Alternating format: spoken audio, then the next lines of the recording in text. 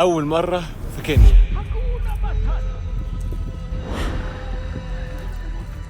جوهرة أفريقيا، بلد بيجمع بين المغامرة والتطور والطبيعة اللي مش عادية. بصوا بومبا اهو، موجودة في شرق قارة أفريقيا، وهي واحدة من أجمل الأماكن السياحية في العالم. يا بنت اللعيبة.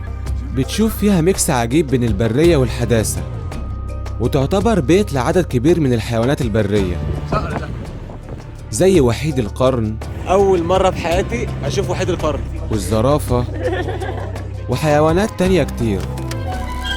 أهلا بيكم في كينيا.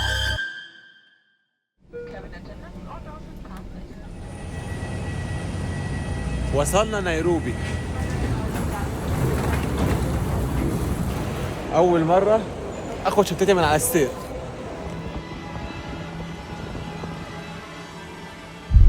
النهاردة احنا وصلنا العاصمة نيروبي، أول مرة في نيروبي قلب كينيا النابض،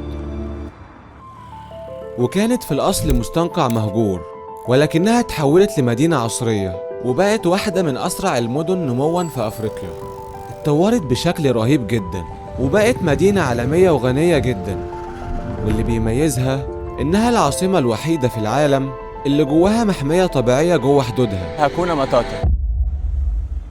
وقررنا ناخد جولة في شوارع العاصمة نيروبي، بس الأول كان لازم نحول فلوس، والعملة في كينيا اسمها الشيلين الكيني. لسه محولين فلوس دلوقتي، هنا ال$20 ب$2500 شيلين كيني، وكينيا بلد رخيصة مش غالية. احنا دلوقتي في السوبر ماركت، شوية الموز دول ب90 شيلين كيني. بسأل على التيشيرتات بيقول لي ب3000 شيلين. هو طبعا انا كده لسه ما وصلتش يعني، بس برضه لو جينا حسبناها بالعملة بتاعتنا، لا الأسعار هنا حلوة. وبيتكلموا في كينيا لغة اسمها السواحيلي، وفي كذا دولة في أفريقيا بيتكلموا باللغة دي، منهم كينيا. هنا في كينيا بيتكلموا لغة اسمها سواحيلي، وأنا اتعلمت كلمتين منهم. أول كلمة برياكو، ودي لما بتشوف واحد لوحده دي اسمها عامل إيه أو إزيك، والمفروض لو حد قال لك كده تقول له ميزوري. بصوا عندهم ميكروباص زي اللي عندنا.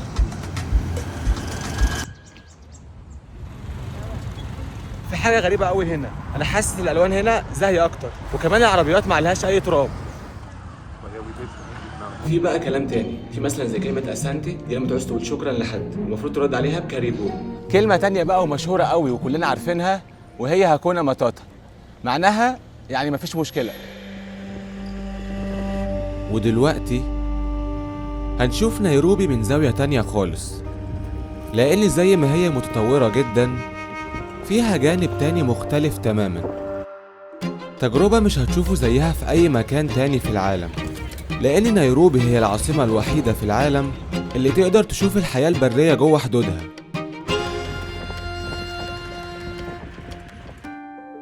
بدأنا بزيارة مركز الزرافات، دلوقتي رحنا حديقة الزرافات.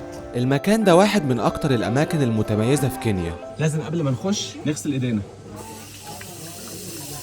عشان هنأكل الزرافة بإيدينا يعني.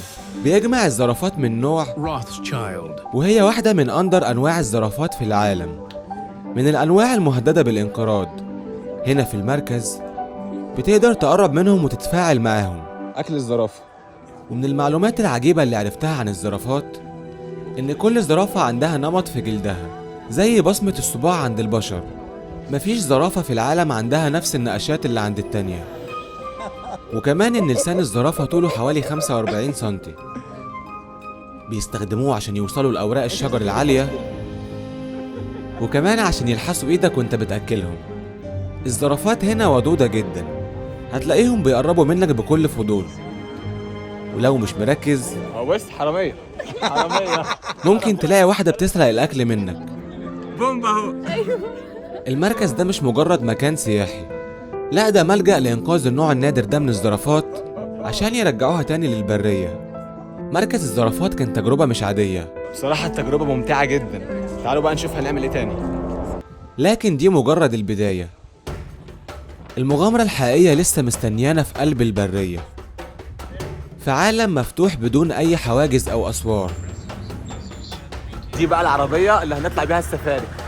هننطلق على واحدة من أعظم حدائق السفاري في العالم، established in 1946. حديقة نيروبي الوطنية.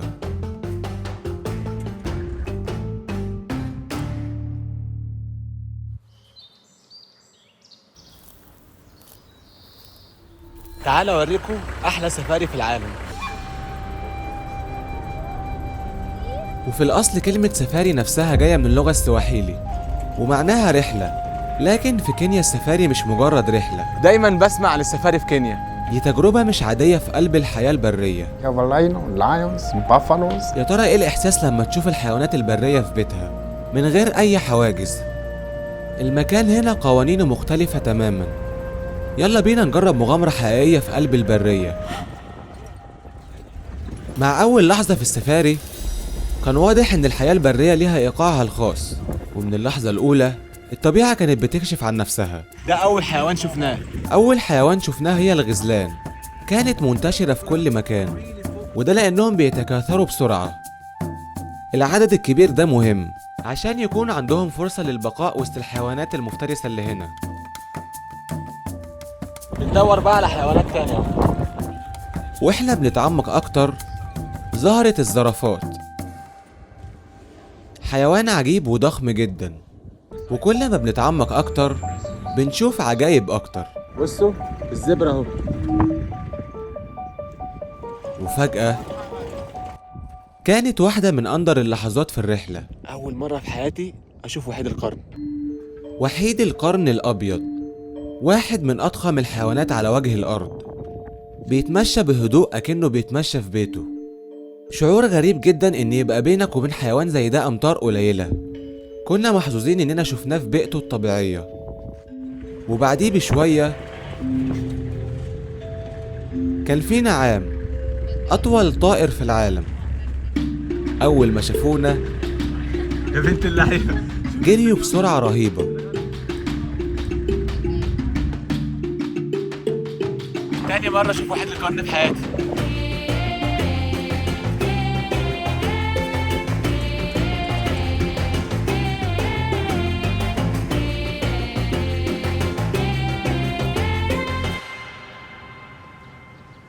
لكن اللحظة الحقيقية اللي حسيتنا إننا في قلب الطبيعة كانت لما شفنا قطيع كامل من الحمار الوحشي والغزلان ماشيين مع بعض، متجهين لنفس المكان، رايحين يشربوا. منظر مش عادي. وبما إن السفاري مغامرة، دلوقتي إحنا بندور على الأسد. كان لازم نحاول نشوف ملك الغابة. دورنا في كل مكان، لكن الأسود مش بتظهر بسهولة، خصوصا لما يقرب الليل.